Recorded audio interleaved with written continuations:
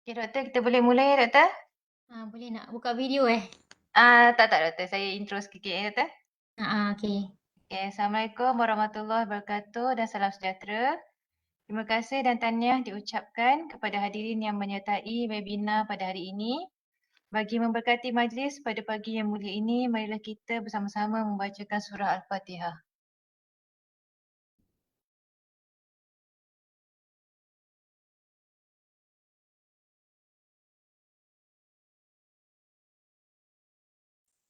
Amin, amin, amin ya rabbal alamin. Baiklah, sebelum meneruskan webinar kita pada pagi ini, izinkan saya memperkenalkan penceramah kita iaitu Yang Berbahagia Dr. Arina Syahirah Abdul Sukur, pensyarah dari Jabatan Pengurusan Tanah Fakulti Pertanian UPM. Penceramah yang mempunyai kepakaran di dalam bidang pengurusan kesuburan tanah ini merupakan anak jati Kuala Lumpur.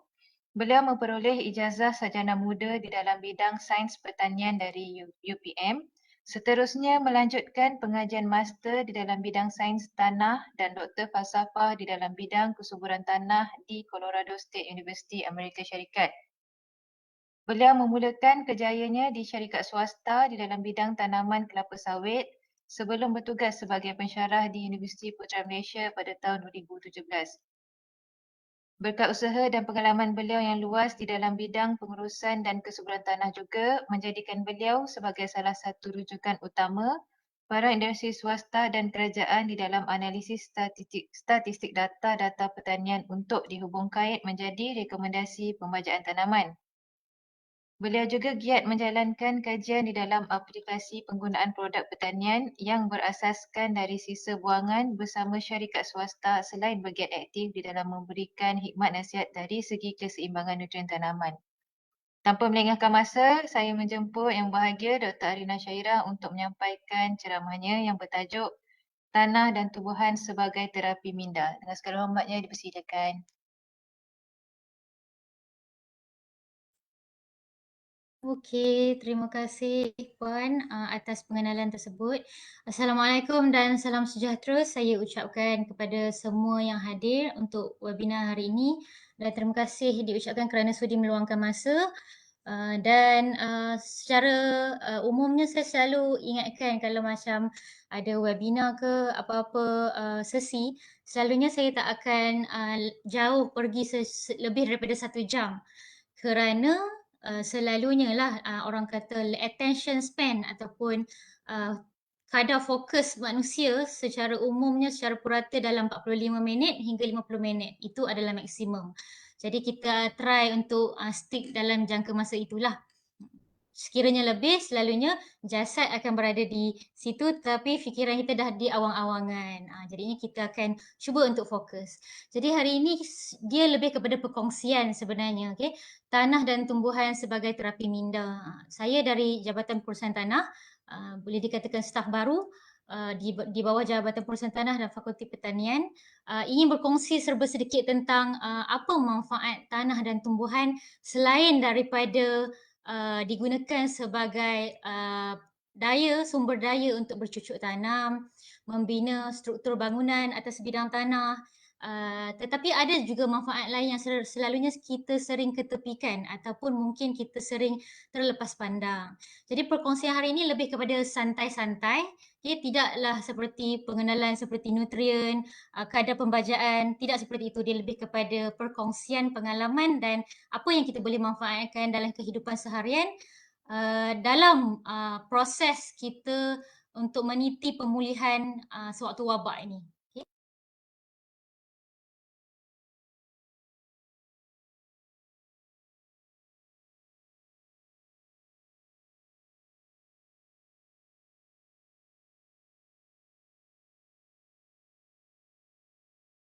Doktor termute tu, doktor? Okey. Okey.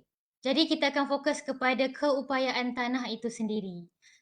Dan tumbuhan pula kita akan fokus kepada kapasiti tumbuhan dan sifat-sifat tumbuhan tu beserta natural properties, maksudnya sifat asli tumbuhan kehijauan tersebut. Apa fungsinya yang boleh kita manfaatkan dalam kehidupan seharian sebagai terapi minda. Okay, kita tahu wabak COVID-19 ni memberi kesan jangka panjang kepada semua orang. Okay? Kesan COVID-19 pada kesihatan minda ni sangat penting sebenarnya, dan sangat banyak kajian-kajian yang terbaru dibuat dari segi survey dan beberapa persempelan dari segi mangsa-mangsa yang pernah mengalami COVID-19. Okay? Kesannya kepada kesihatan mental di Malaysia. Okay? Jadi kajian ini dilakukan oleh Jabatan Fisiologi Perubatan, Fakulti Perubatan Universiti Malaya. Memang kesan COVID-19 mempengaruhi kepada kesihatan minda dan juga kepada fitrah manusia. Jadinya fitrah manusia tu apa? Fitrah manusia dia lebih memahu kepada ketenangan, dia nak bebas, okay? Tetapi akibat wabak ini terjadinya penjarakan sosial, terjadinya perintah kawalan pergerakan. Jadi semua prosedur yang kita terpaksa akur sewaktu wabak ini sebenarnya adalah mengatasi atau against our natural human nature, mengatasi fitrah kita. Okay? Jadinya fitrah manusia ni dia nak ketenangan, okay, dalam kehidupan. Jadi minda manusia selalu inginkan ketenangan. Jadinya salah satu ataupun komponen alam semula jadi, kita ada tanah dan kita ada tumbuhan. Itulah kehidupan. Soil is life. Okay? Plants also is life. Ia adalah kehidupan kita, sebahagian daripada kehidupan. Dan kita boleh juga cakap fitrah manusia tu adalah sebahagian daripada alam semula jadi, human nature. Okay? So kalau kita tengok kat sini, kita terjemahkan unsur Venn diagram ni. Oval yang besar, bentuk oval yang besar adalah warna hijau, iaitu alam semula jadi, nature, dan subset kepada alam semula jadi adalah human, okay, manusia. Manusia dan alam semula jadi saling berkait dan tak dapat dipisahkan. Itu adalah human nature, itu adalah fitrah. Jadinya sekiranya berlaku sesuatu mengatasi fitrah manusia, ia akan menjadikan satu masalah, dia akan create satu masalah. Dan masalah itu sebenarnya perlu diatasi. Jadi bagaimana kita sebagai manusia perlu atasi masalah tersebut. So ada beberapa cara lah, dan cara tersebut perlu mengikut kesesuaian masing-masing. Tak semua cara yang kita buat sesuai dengan setiap individu. Jadi ada cara-cara, kita boleh cadangkan, tapi dari segi pendekatan dan dari segi penerimaan, keserasian itu terpulang kepada individu. Jadinya kita bercerita dulu tentang unsur tanah. Okay? Jadi bagaimana tanah terhasil? Jadi ada satu equation, ya, formula tentang bagaimana terhasilnya tanah. Ada 5 unsur utama. Kita selalu panggil dalam subjek sains tanah asas. Selalu diajar oleh rakan sekerja saya di jabatan. Ya. Kita ada climate, okay, organisms, relief ataupun topografi. Kita ada parent material dan time. Jadinya kelima-lima proses ini menghasilkan pembentukan semula jadi tanah. Cuaca, okay? Cuaca kita di Malaysia, kita ada panas dan hujan sepanjang tahun. Jadi panas dan hujan ni melibatkan membantu dalam proses luluh hawa. Okay? Dari segi luluh hawa, batuan dan mineral akan menghasilkan butir-butiran yang granul dan halus yang menghasilkan pembentukan tanah secara semula jadi.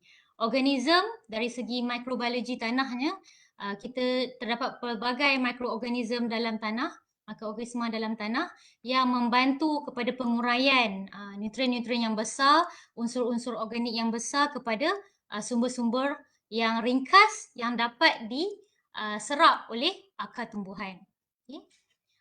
Jadi relief dan topografi juga, kita ada pelbagai bentuk muka bumi yang dapat mempengaruhi kepada pembentukan tanah. Dan parent material, maksudnya unsur galian yang asas dari pembentukan batuan itu. Jadi setiap satu unsur ni, setiap satu elemen ini ada rakan-rakan sejawat di Jabatan Pengurusan Tanah yang mahir tentang setiap satu komponen.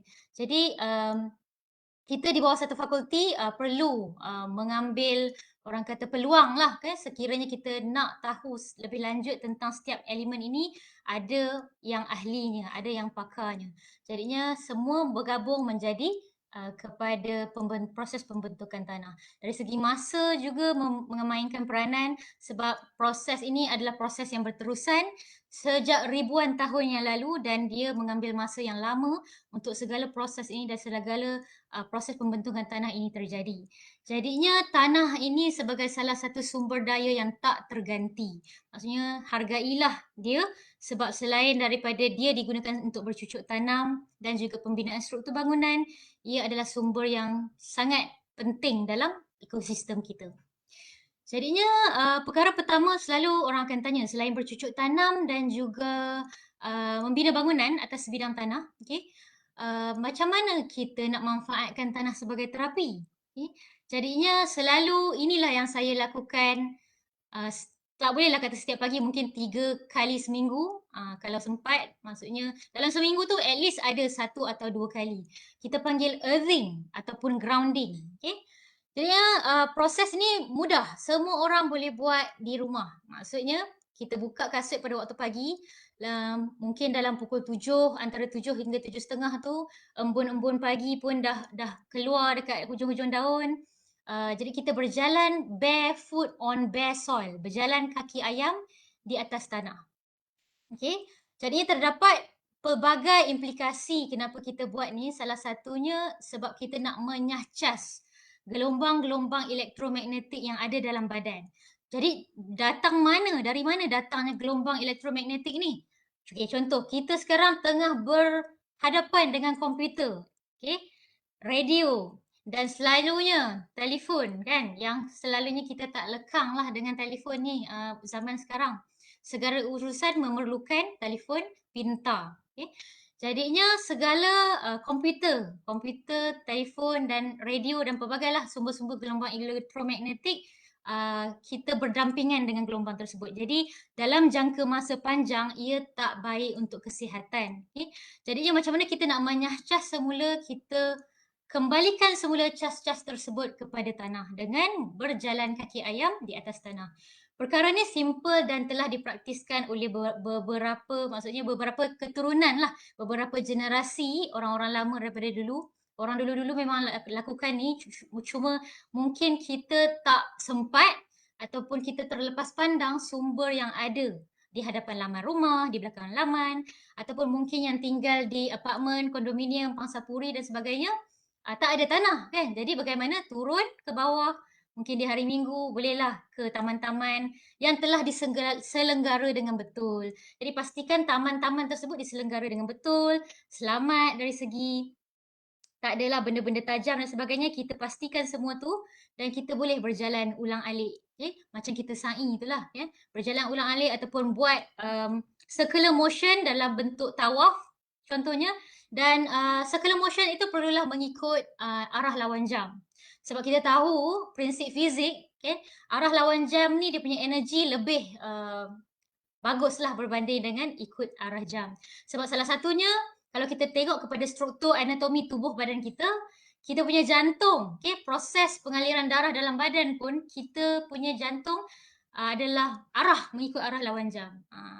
Jadinya ada reason dia kenapa kita mengikut arah lawan jam. Kalau kita tengok atlet-atlet dia lumba lari pun dia akan ikut arah lawan jam, dan tumbuhan pun kalau dia nak memanjat ikut sulur, daripada sulur yang bawah ke atas dia akan berpusing ikut sulur ataupun pancang tu mengikut arah lawan jam. Cuba perhatikan. Sebab tu kita kena observe benda-benda alam semula jadi ni. Okay? Jadi yang manfaat dia baik. Okay? Sekiranya ada pening kepala, inflammation, luka-luka dan juga arthritis. Okay? So ia dapat membantu sebab ia sudah dah terbuktilah oleh hasil-hasil kajian yang telah dijalankan akibat grounding atau earthing. Jadinya sangat penting kita boleh praktikkanlah dan buat dalam kehidupan seharian. Mudah dan simple. Dan saya juga nak highlight dekat sini, jangan risau tentang molecular structure, kimia dan sebagainya. Saya cuma nak bagi tahu kata tanah kita mempunyai charge. Okay? Dalam subjek-subjek di Jabatan Pengurusan Tanah, dia akan ajar para pelajar kita tentang penggantian isomorphic substitution, bahasa canggihnya kan. Okay? Tapi ini akan diajar dalam subjek-subjek di jabatan lah. Tapi sekarang saya cuma nak bagi tahu bahawa pertukaran cation, okay, di antara struktur elemen dalam lapisan tanah itu akan menghasilkan charge negatif. Jadinya charge negatif ni dan charge positif selalunya dia akan menarik. Okay. Orang kata maklum maksudnya macam magnet pun dia akan menarik apabila berlawanan charge. So itu adalah keseimbangan alam, okay? Positif dan negatif. So dia akan berbeza. Jadi bila kita cerita tentang keseimbangan alam ni, dia hanya ada dua possibility atau probability. Kalau kita belajar statistik kan, akan bergantung dan berurusan dengan probability, kebarangkalian.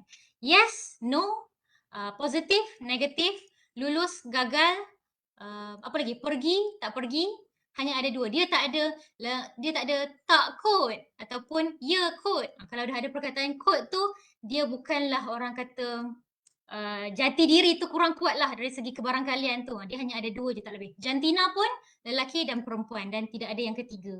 Hanya dia reka cipta. Okay?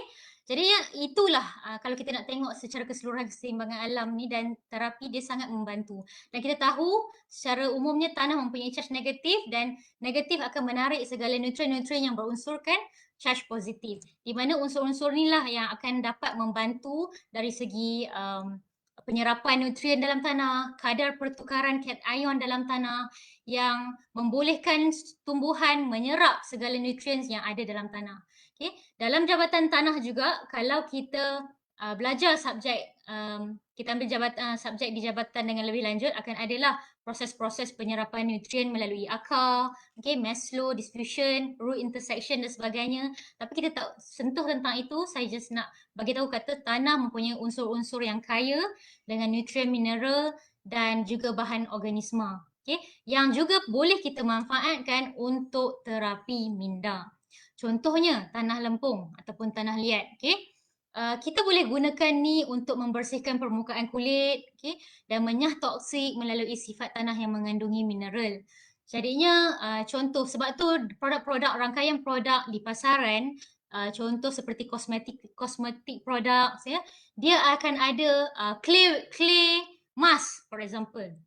So ada fungsi kenapa clay mask itu dipasarkan sebagai salah satu produk, kerana keberkesanannya membersihkan permukaan kulit, remove skin impurities, menyebabkan dia lebih licin, dan seharusnya ia perlu konsisten lah, dan juga menyah toksik, okay, kerana sifat tanah itu sendiri. Okay, macam saya dah cerita tadi, dia bersifat negatif dan dia akan menarik segala nutrien-nutrien dan juga toksin yang bersifat positif, dan ada jugalah unsur-unsur kimia yang lain yang akan dibawa sekali bersama dengan penyucian sewaktu tanah itu sendiri. Kalau kita tengok taharah ataupun kita menyucikan segala proses-proses yang tidak baik, kita akan juga menggunakan tanah sebagai salah satu medium penyucian.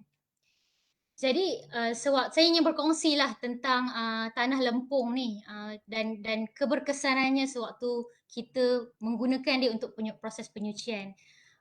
Sewaktu kunjungan saya ke Jordan, Dead Sea, Laut Mati pada tahun 2018. Okay.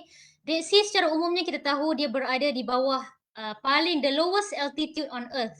Maksudnya titik di paling rendah pada aras muka bumi, iaitu kurang lebih 390 meter bawah paras laut. Okay. Kita pun sedia maklum sejarah Dead Sea ni, bagaimana ia telah dicatatkan dalam kitab-kitab, bukan hanya di dalam kitab suci Al-Quran, tapi juga di dalam Injil, Taurat, dan juga segala kitab-kitab suci yang agama yang lain. Jadi kita tahu sejarahnya bagaimana proses ia terbentuk.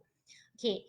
Dan bila berada di Dead Sea ni, ada satu perasaan yang lain macam, sebab bila kita berada di bawah titik yang paling bawah, oksigen akan meningkat antara 6 ke 8%. Okay.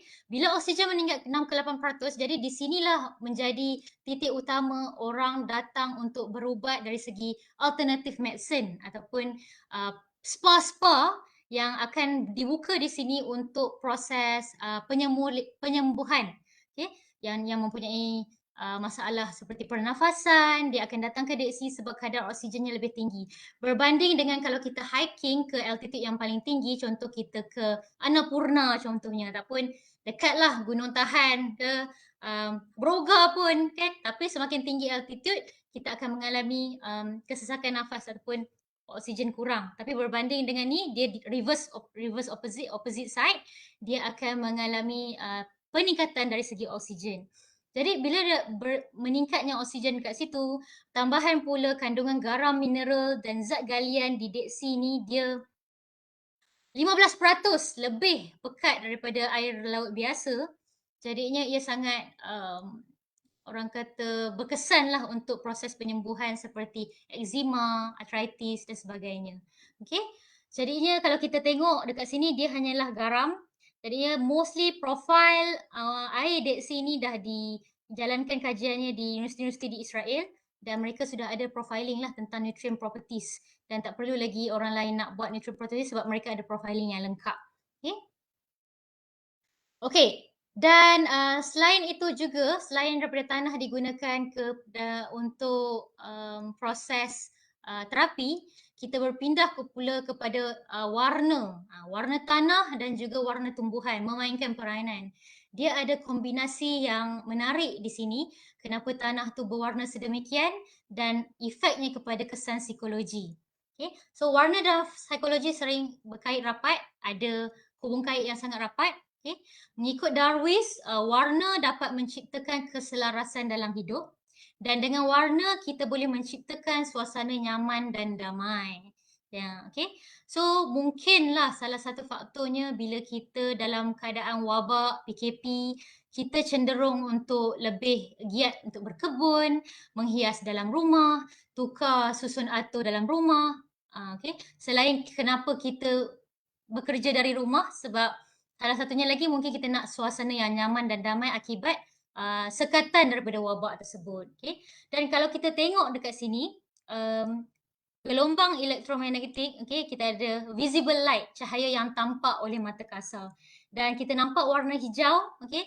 So warna-warna pelangi dan salah satunya warna hijau yang kita boleh nampak melalui panca indera kita sebenarnya memberikan impak yang sangat besar. Mungkin kadang-kadang kita terlepas pandang, tapi warna hijau sebenarnya dapat membantu seseorang berada dalam situasi tertekan untuk menyeimbangkan emosi dan memudahkan keterbukaan dalam berkomunikasi.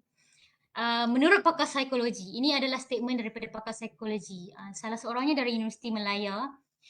Saya sempatlah berkomunikasi dengan salah seorang rakan yang merupakan pakar psikologi. Dia tak hairan kenapa sekarang kalau kita ke kafe-kafe, dia dah lebih banyak kepada green cafe konsep. Contohnya saya akan tunjukkanlah gambar-gambar yang dikongsikan nanti. Jadinya mungkin itu salah satu sebab kenapa selain daripada menambahkan oksigen dalam ruang kawasan yang kita nak bermakan tu ataupun berdiskusi tu, dia juga memudahkan keterbukaan dalam berkomunikasi. Secara mata kasar mungkin kita tak nampak, okay? Tapi ini adalah lebih kurang kepada orang kata proses hormon yang terjadi, interaksi hormon dan apa yang berlaku di dalam badan kita antara satu individu dan dengan individu yang lain. Jadinya kalau kita gembira, kalau kita happy, dia akan menghasilkan hormon yang happy chemicals kan, serotonin contohnya. Jadinya kita tak tahu, mungkin kalau kita buat kajian dengan lebih lanjut, okay, mungkin kita boleh nampak happy hormones tu di mana letaknya sewaktu dua individu itu sedang berkomunikasi di kawasan yang penuh kehijauan berbanding dengan kawasan yang kurang hijau ataupun just macam indoor without plants. Okay. Jadi hijau ini menurut Kementerian Kesihatan Malaysia, Jabatan Psikologi Kaunseling, warna hijau ini adalah warna identiti alam. Dan lambang warna hijau ni dia berkait kepada 3 elemen.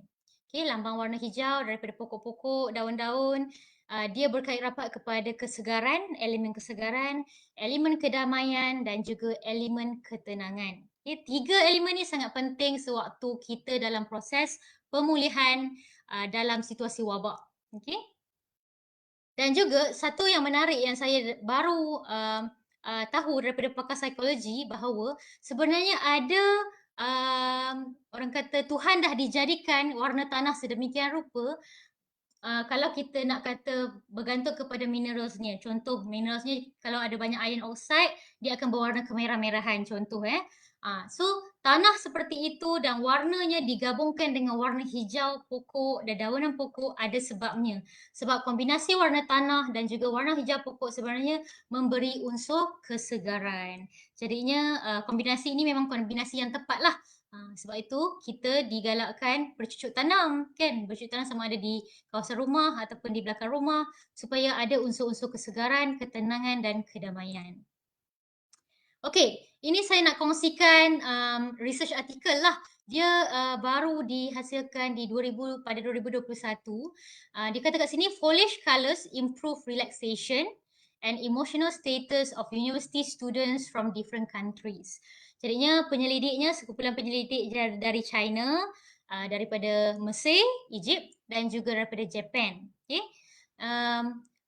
Jabatan yang terlibat adalah Jabatan Landscape Architecture dan Horticulture dan juga Reka Bentuk dan Seni Bina. Ya. Jadi apa yang mereka lakukan, experimental designnya adalah letakkan meja dan letakkan pokok hiasan dalaman seperti contohnya dari segi gambar ni diletakkan English ivy. Okay. English ivy salah satu pokok hiasan dalaman yang juga penting. Maksudnya penting dari segi dia boleh menapis unsur-unsur toksin dari permukaan udara. Okay. Kalau kita nak tahu pun English ivy ni telah dijalankan kajiannya oleh NASA pada tahun 60-an lah. Okay. Bagaimana indoor plants ni boleh meningkatkan kesegaran udara. Jadinya pokok diletakkan di atas meja dan jarak 50 cm adalah university students tersebut. Jadi ada beberapa parameter lah yang diukur. Okay. Contohnya kadar oksigen dalam darah, okay, oksihemoglobin dan juga kadar fokus students tersebut. Jadinya hasilnya menunjukkan warna hijau daun pokok ni benar-benar meningkatkan psikologi, maksudnya mempengaruhi psikologi kita dari segi perasaan positif. Okay. Perasaan positif itu dua elemen tersebut yang telah dikenal pasti adalah tenang dan selesa. Dan juga ia memberi impak positif pada status emosi kita. Okay.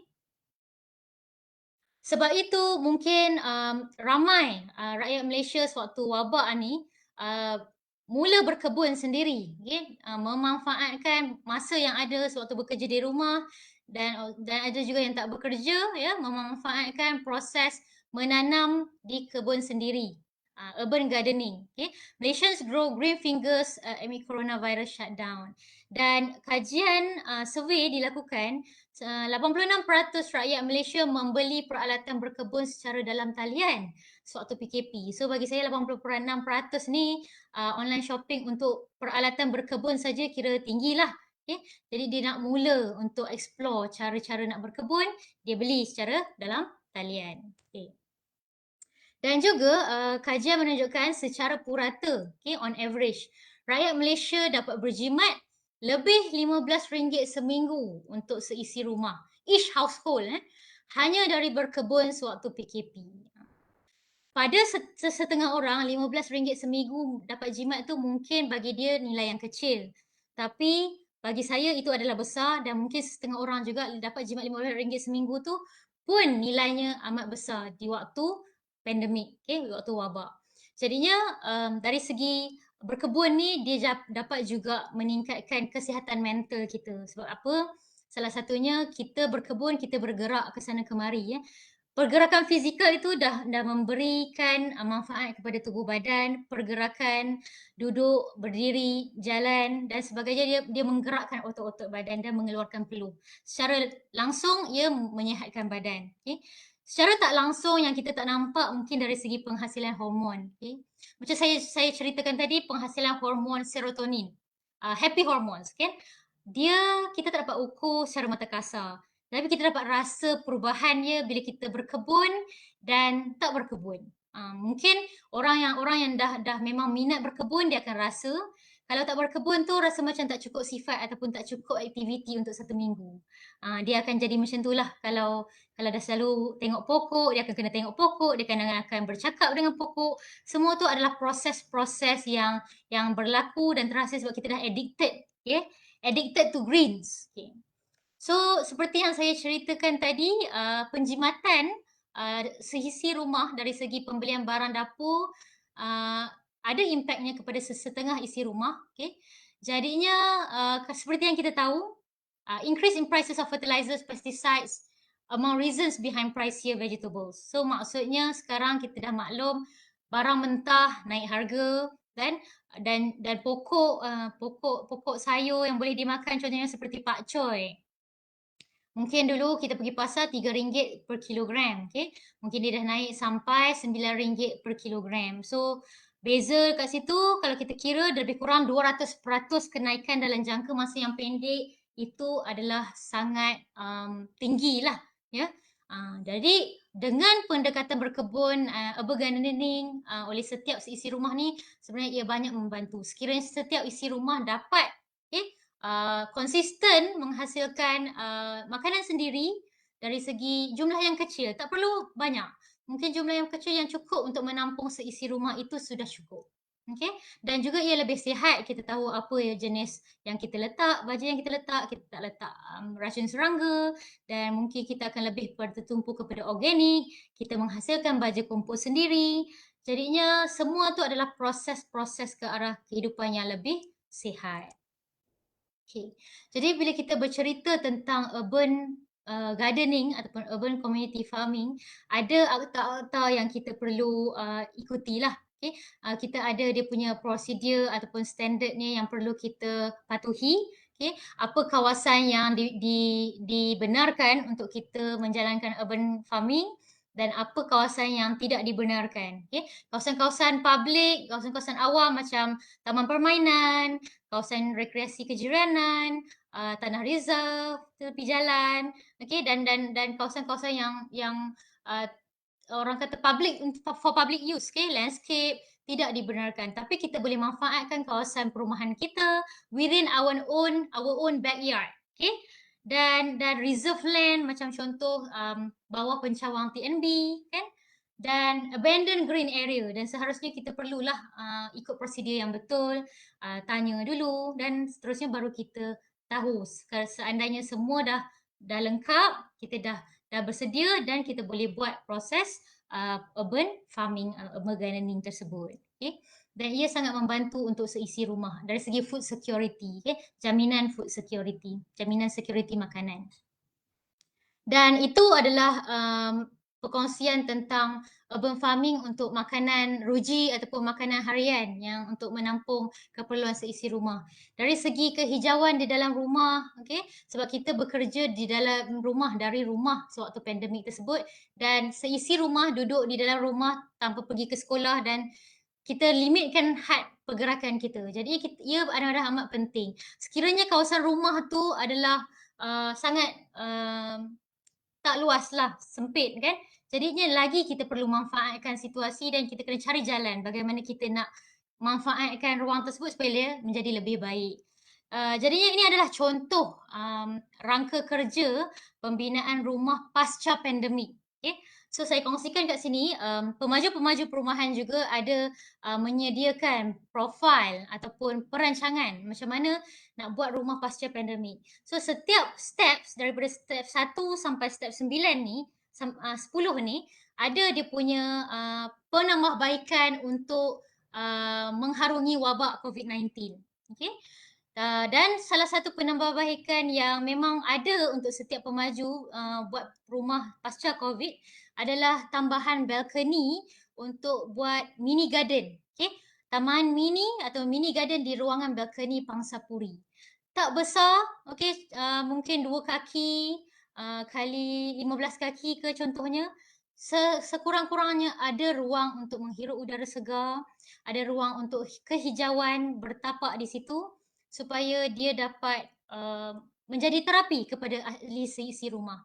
Okey, contohnya, kat sini, okey, mengambil, sumber gambar dari salah seorang rakan yang juga sukakan kehijauan, dia letak kehijauannya di dapur, okey, sewaktu masak, sewaktu basuh pinggan, ada unsur kehijauan di situ. Jadinya dia pun rasa kurang stres, okey, berbanding nak uruskan rumah dan masak sentiasa sewaktu PKP, itu juga menimbulkan stres, ya. Okey, jadinya, sekurang-kurangnya ada elemen kehijauan, adalah apa, happy happy items kat situ.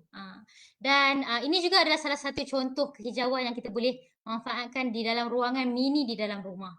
Contohnya ruangan bekerja dari rumah pun saya ada juga berkomunikasi dengan beberapa rakan sejawat dan juga orang awam.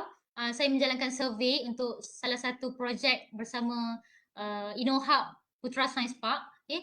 Kebanyakan saya boleh kata lebih daripada 90% daripada mereka menggunakan masa untuk dekor ataupun makeover ruangan bekerja dari rumah.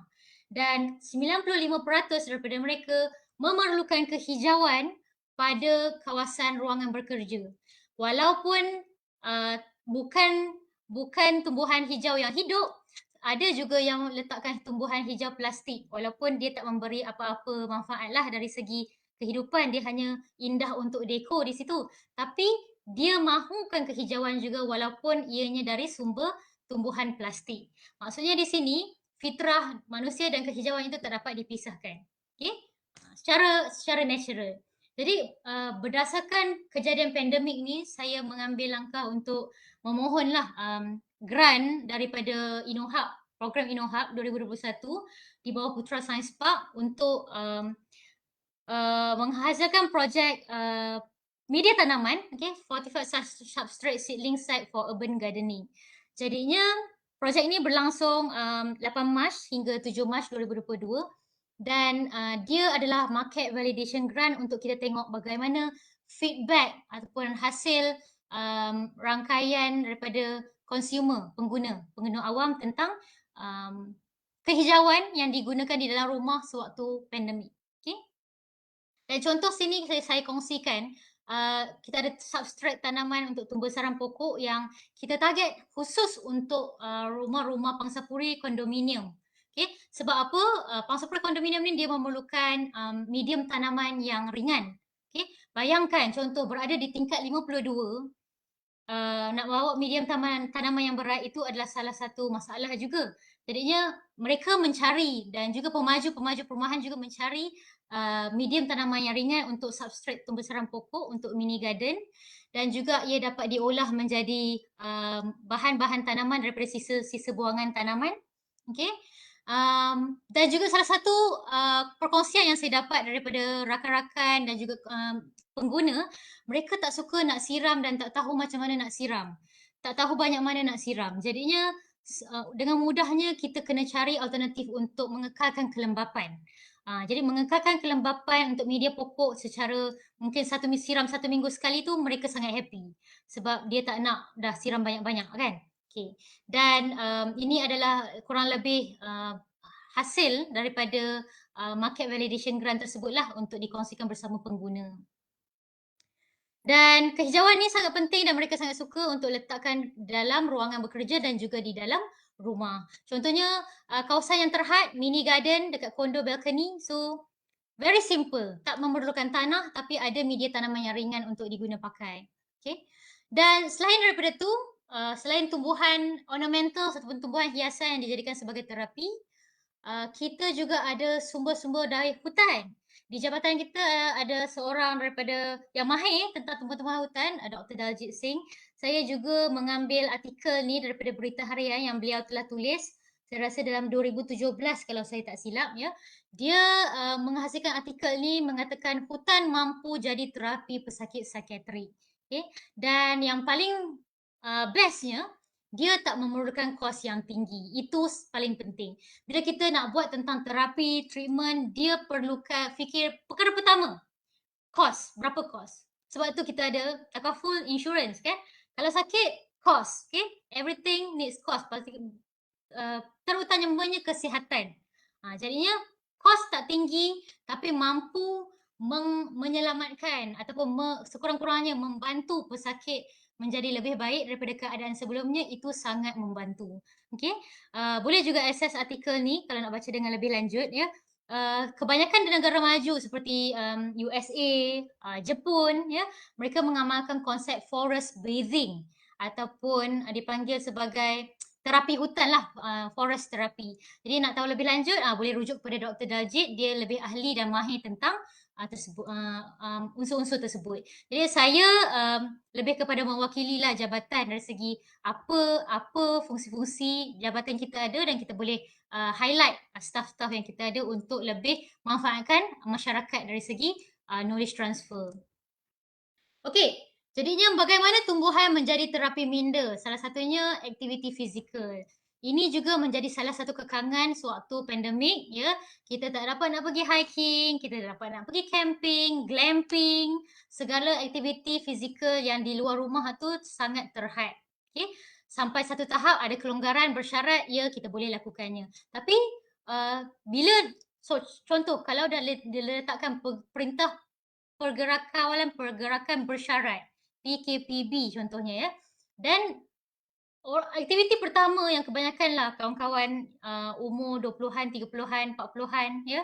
Lebih daripada tu pun mereka akan cari suasana luar. Okey. Yang sukakan kehijauan lah. Dari segi ini contohnya kawasan hutan simpan Bukit Nenas. Okey.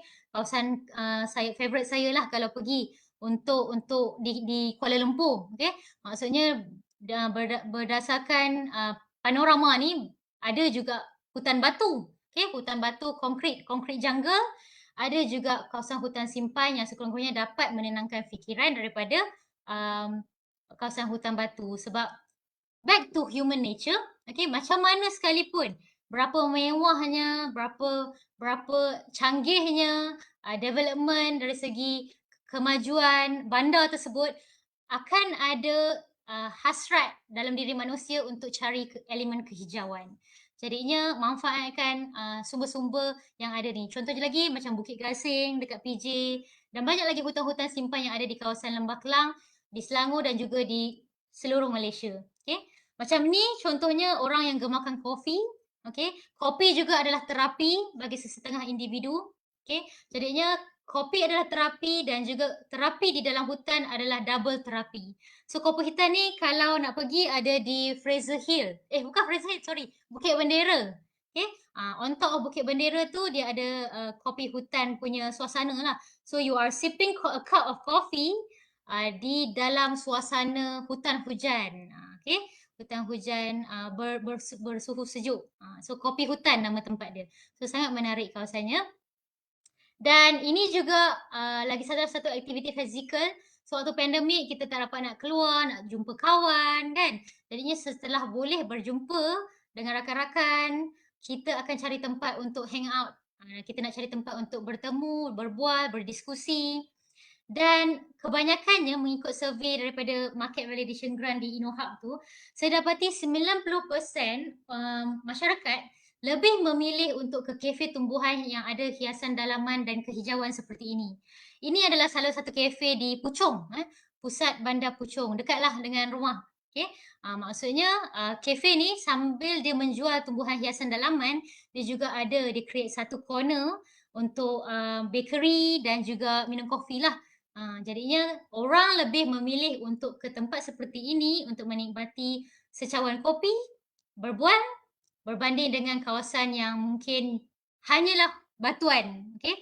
Dia ada kat situ juga human nature lah, fitrah. Okay? Dan selain itu, aktiviti terapi di kebun sawit. Contohnya ya. Contohnya kalau sekarang kalau kita ke area kawasan Skinchan, Tanjung Karang pun dia dah ada macam homestay ya. Banyak homestay yang telah dibina di kawasan padi, okey, sawah padi. So elemen kehijauan. Orang kata apa? Luas saujana mata memandang. Orang nak suasana tu. Makan dekat mana-mana boleh makan. Tapi orang bayar perkhidmatan tertentu kerana suasana. Okay? Ini juga telah termaktub dalam survey. Mereka sanggup bayar untuk walaupun sehari dua untuk menikmati suasana tersebut. Dan contoh terapi kebun sawit ni, saya mempunyai seorang rakan lah dari Jerman yang datang ke sini dan menginap beberapa bulan untuk projek sustainability di Eropah. Okay? Jadinya bila saya tanya dia punya feedback dia kata dia lebih memilih untuk tinggal di rumah kecil seperti ini. Okay? Kita panggil pondok lah, pondok-pondok. Pondok kebun seperti ini dengan berbanding dengan bandar metropolitan yang besar. Sebab apa? Dia kata first keyword dia adalah tenang dan damai. Sebab apa? Kita tengok keadaan suasana kan, dari segi mungkin kalau kita tengok dari segi kepakaran macam contoh, ada bahagian, agroclimate dan sebagainya, dia akan tengok dari segi evapotranspiration, humidity. So benda-benda tu mempengaruhi. Tapi dari segi yang kita tak nampak, yang kita tak dapat ukur adalah perasaan, perasaan tenang tu. Dia datang secara semula jadi. Kenapa suka dekat kawasan ni? Tenang, aman, damai. Kehijauan di situ dan juga suasana. So bayangkan, makan tengah hari, sambil buka tingkap dan tengok kawasan yang hijau dan orang kata sejuklah mata memandang. Okey. Okey. Selain itu saya pun nak berkongsi juga tentang terapi. Ini adalah salah satu terapi baru, iaitu terapi kita panggil terapi ladang buatin lah.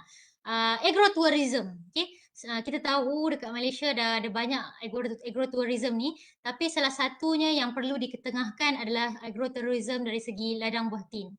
Ia terletak di Felda Sungai Tenggiri Selatan, Hulu Selangor. Kurang lebih dalam 1 jam setengah, 1 jam ke 1 jam setengah perjalanan dari sini. Pokok-pokoknya ada lebih 2,000 pokok tin di sini yang digunakan untuk produksi buahan segar dan juga boleh dijadikan sebagai terapi. Terapi maksudnya pelancong datang. Okey, lalu di bawah rimbunan daun-daun dan juga dapat orang kata apa, petik buah secara terus dan makan. Okey. So, pengalaman seperti itu, pengalaman memetik dan makan tu, adalah salah satu, kelainan juga selain memetik strawberry dan, sebagainya di Cameron Highland lah. Okey. Jadinya yang ni kita memetik buah tin dan juga suasana rimbunan daun hijau tu pun juga memberikan ketenangan. Okey. Jadinya kita, Fakulti Pertanian, bersama Puan Dekan dan, VC telah menandatangani, MOU dengan syarikat Akta Benefit Sdn Bhd untuk, Fakulti Pertanian dan juga fakulti-fakulti lain, untuk lebih eksplorasi unsur-unsur elemen, buah tin ni yang boleh dijadikan juga sebagai terapi. Dari segi agrotourism dan juga memakannya sendiri pun dah mempunyai banyak khasiat. Contoh ia adalah dapat digunakan daripada hujung ke hujung. Maksudnya, batangnya itu dapat ditanam semula menjadikan stem cutting yang baru untuk tanaman baru semula dan daunnya juga boleh digunakan sebagai teh. Okey, pucuk-pucuk buah daun tin ni boleh dijadikan sebagai teh. Itu juga merupakan salah satu terapi. Okey, dan hirisan buah tin ni boleh kita hiris dan masukkan di dalam teh tersebut. So, orang kata double, triple nutrient content di dalamnya yang saya rasa ramai lagi masih belum explore tentang kehadiran ni di Malaysia. Ia dapat ditanam sepanjang tahun, 365 hari setahun. Okey, dan kerana kita panas dan lembap sepanjang tahun. Berbanding dengan iklim sama dekat luar negara, dia hanya dalam 4-5 bulan sahajalah untuk produksi buah tin ni. Tapi pengimport terbesar buah tin di Malaysia adalah pengimport terbesar adalah India dan pengeksport terbesar di dunia adalah Turki. Okay, Turki menghasilkan. Malaysia juga mengimport juga buah tin tapi kebanyakannya dalam bentuk buah tin yang kering. Jadinya ini juga boleh merupakan salah satu platform, okay? Platform untuk kita lebih mengenengahkanlah penyelidikan dan juga pelajar-pelajar kita untuk buat latihan industri sangat-sangat dialu-alukan. Okey, jadinya kita ada pelbagai benda yang perlu difikirkan dari segi elemen terapi. Okey, tolak tepi dari segi research and development, maksudnya dalam konteks kita hari inilah, dalam konteks webinar kita hari ini, kita melihat kepada manfaat tanah dan tumbuhan itu sendiri untuk dijadikan kepada terapi harian kita sehari-hari. Okey, kalau kita ikutkan laporan daripada Environmental Protection Agency, jangkaan pada tahun 2050, sebanyak dalam 66% populasi dunia akan menginap di bandar. Okay? 66% populasi dunia akan menginap di bandar. Jadinya, sebab itu, ia adalah satu proses kehijauan bandar. Kita dah tengok sekarang ramai ke arah green buildings. Okay? Green Building Index contohnya. And then green, segala-galanya green, go green. Okay? kebanyakan orang menghala ke arah itu dan kita tengok sustainable development goals dan sebagainya lebih kepada kelestarian, okay, sumber alam, sumber daya dan secara purata penduduk bandar meluangkan lebih kurang 93% daripada masanya membuat aktiviti di dalam rumah. Ini bukan di waktu pandemik. Maksudnya secara umum sebelum pandemik. Maksudnya 93% sebelum pandemik itu adalah tinggi. Dan setelah terjadinya pandemik dan perintah kawalan pergerakan sebagainya, seharusnya ia meningkat kan? Jadinya kita kena fikirkan sesuatu. Fikirkan sesuatu untuk indahkan kawasan yang kita nak duduk dan juga kita perlu fikirkan sesuatu untuk bagaimana kita menghasilkan terapi dengan kos yang rendah. Sometimes dia tak ada perlukan kos pun, cuma dia memerlukan kita punya masa. Okay? Dalam kehidupan, probability juga kalau kita korbankan masa, kita perlu bayar dari segi kita jimat kos. Okay? Kita bayar lebih, kita akan jimat dari segi masa. Kalau kita jimat masa, kita kena korbankan kos. So, dalam hidup kita tak boleh dapat semua, akan ada keseimbangan di situ. Itulah keseimbangan sistem, itulah keseimbangan alam. You cannot get everything all at once. Okay, there's something you have to give and then there's something that you can gain. So, 50-50 lah. Okay, barangkali lah 50-50. So, begitulah kehidupan. Ia adalah dalam proses keseimbangan. Jadinya di pejabat juga, okay, kita at least akan ada beberapa jenis kehijauan lah untuk kita, orang kata sedap mata memandang, okay, dan berasa lebih tenang. Sebab kalau kita fikirkan sekarang, kita dah kembali bekerja di pejabat, kita spend most of our time daily di pejabat berbanding dengan di rumah. Dah keluar di waktu pagi, balik petang, kadang-kadang malam, okay, most of the time we spend. So, in the office. So, secara tak langsung kita perlukan ada self therapy, okay? Sebab self therapy sangat penting untuk kita punya happiness index, okay? Sebab secara maklum kita pun dapat survey daripada UPM kan, dan juga setiap tempat kerja masing-masing ada dia punya happiness index quality. So setiap daripada tu kita perlu maintain kita punya happiness index supaya kita dapat bekerja dengan lebih produktif lah. Okay? Kalau staff tak happy, macam mana kita nak bekerja dengan lebih produktif. So, semuanya adalah seperti rantaian. So, satu rantaian yang panjang, ia saling berkait dan semuanya perlu bermula lah daripada you have to start somewhere. So, lebih kurang macam itulah. Kena mulakan sesuatu. At least, bukan di kalangan masyarakat umum, tapi kita start dengan diri kita sendiri. So, macam contoh yang saya kongsikan tadi, grounding ataupun earthing, saya amalkannya setiap minggu dan juga macam tanah kita gunakan terapi.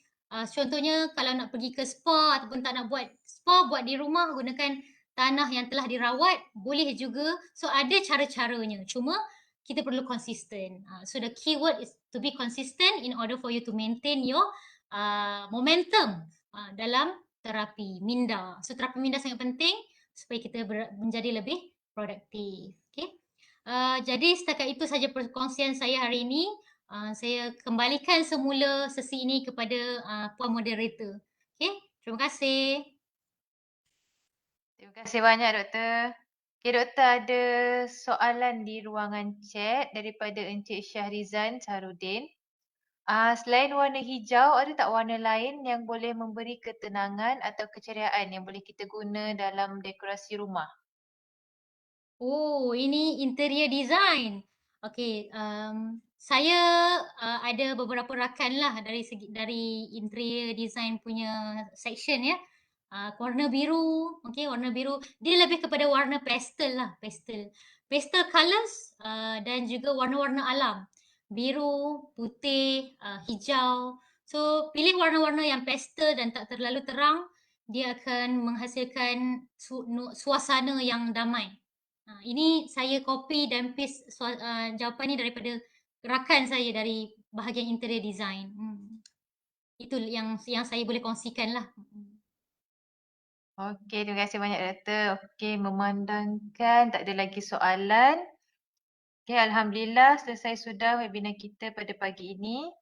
Semoga dengan perkongsian ini dapat memberikan kesedaran kepada kita semua tentang kebaikan terapi tanah serta teknik yang berkesan bagi meningkatkan tahap kesihatan mental dan fizikal.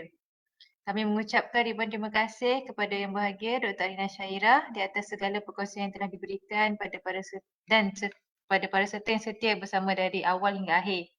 Dengan ini saya sudahi webinar pada hari ini dengan tasbih kafarah dan suratul as.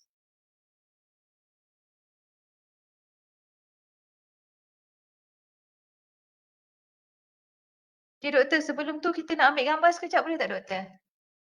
Dengan para peserta sekali, kalau boleh buka kamera, kita snap gambar sekejap.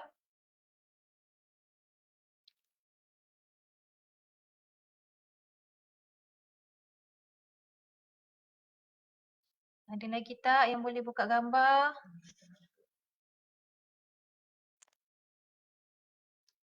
Ini je, okay, ini je boleh lah kot, doktor. Sekejap Okay. Okay, 1, 2, 3. Okay, sekejap lagi nak masuk. Okay, sekejap. Okay, 1, 2, 3.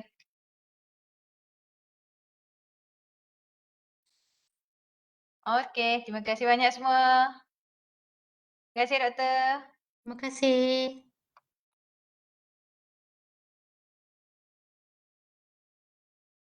Dah, aku dah stop gambar. Stop sharing.